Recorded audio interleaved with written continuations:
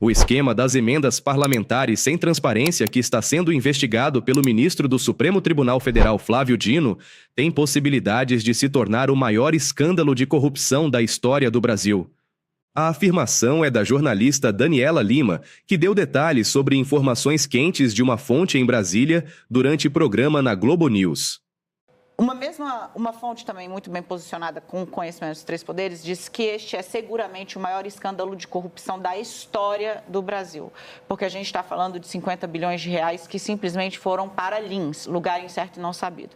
Eu vou voltar a aproveitar... Lins é muito bom. Eu vou aproveitar que a Natuza lembrou da pandemia e trouxe o Major Olímpio, que se rebela contra o sistema adotado pelo governo Bolsonaro para se manter de pé no Congresso e acaba sendo, de certa forma, apartado pelo bolsonarismo e, fatidicamente, morre de Covid-19. Ele que estava denunciando desvio de dinheiro da saúde.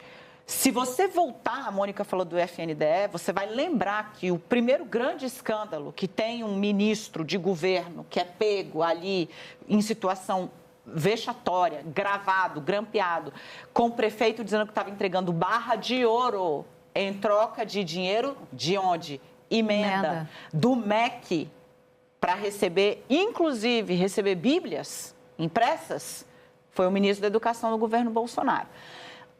A Covid-19 acontece e o governo lida tão mal com ela, naquele momento, o governo Bolsonaro, que cria-se o chamado orçamento de guerra.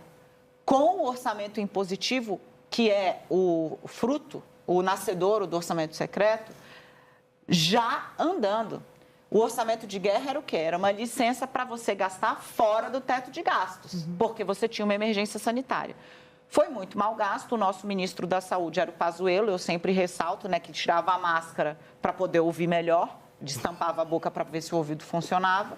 E a gente tinha uma gestão que acabou ficando na mão do Congresso. Paralelamente a isso, trocou a guarda. Rodrigo Maia, que era o idealizador do orçamento impositivo para escapar da garra do Bolsonaro, do governo Bolsonaro, para poder ter o Congresso, o controle das emendas, é substituído por Arthur Lira, que bota a sua maquininha para rodar e, meu amigo, do lado do Davi Alcolumbre, atual presidente do Senado, vira isso que nós estamos vendo hoje.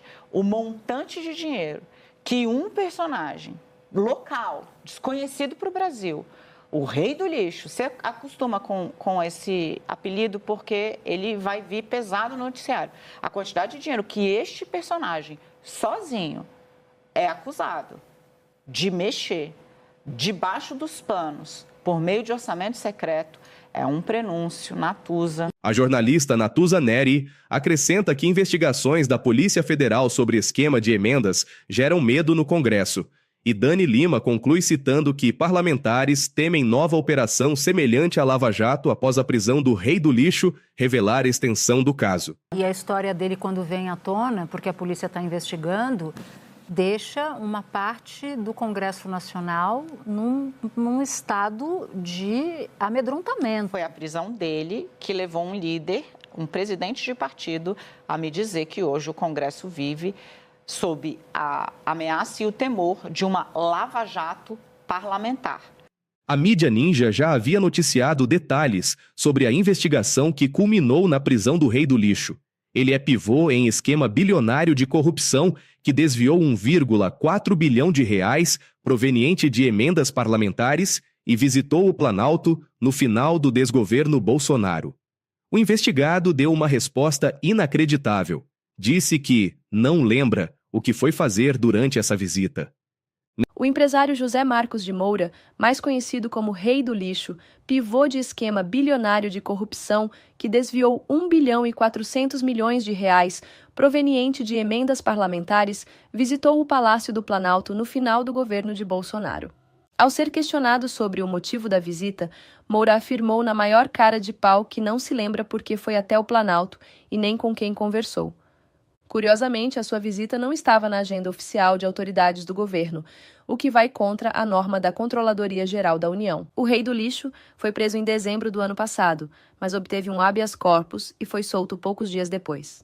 O empresário é apontado como líder de um esquema que superfaturava obras públicas por meio de contratos de licitação fraudulentos, favorecendo interesses privados. Nesta semana, noticiamos também que o STF irá julgar as primeiras denúncias por desvio de emendas no próximo dia 25. A primeira turma do Supremo Tribunal Federal julgará a primeira denúncia do esquema de desvio de emendas parlamentares no próximo dia 25 de fevereiro. Os ministros vão decidir se os 3 deputados do PL, Josimar Maranhãozinho, Bosco Costa e Pastor Gil, viram réus. O caso está nas mãos de Cristiano Zanin. A PGR acusa Josimar Maranhãozinho, Bosco Costa e Pastor Gil de corrupção e organização criminosa. A PF identificou a tentativa de pedágio sobre as emendas, e mesmo sem o dinheiro voltar para os parlamentares, a PGR vê crime. O caso será analisado 2 dias antes da reunião de Flávio Dino com a nova cúpula do Congresso,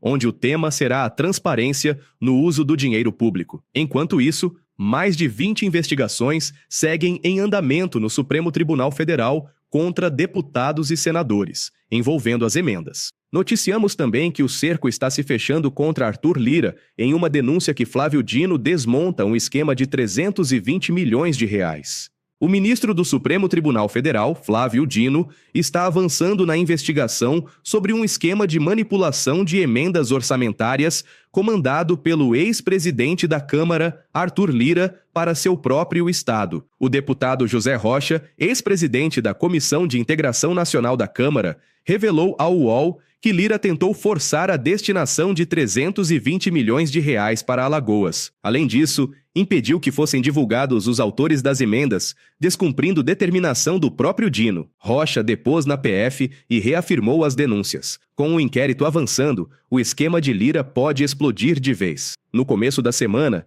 Dino determinou que o Tribunal de Contas da União apresentasse relatório atualizado sobre as emendas PIX no prazo de 15 dias. O ministro Flávio Dino determinou que o TCU apresente um relatório atualizado sobre os planos de trabalho das emendas PIX. O Tribunal de Contas da União terá 15 dias para apresentar um relatório atualizado. Segundo Dino, até agora, pouca coisa foi cumprida do que exigiu. Ele reforçou que todas as informações precisam estar na plataforma transferegov.br e devidamente aprovadas. Os Ministérios da Gestão e da Saúde também vão precisar explicar o pagamento de transferências feitas anteriormente no prazo de 10 dias. Em dezembro, Dino já tinha liberado parte das emendas, mas manteve bloqueados 4,2 bilhões de reais referentes a mais de 5 mil indicações feitas por comissões da Câmara.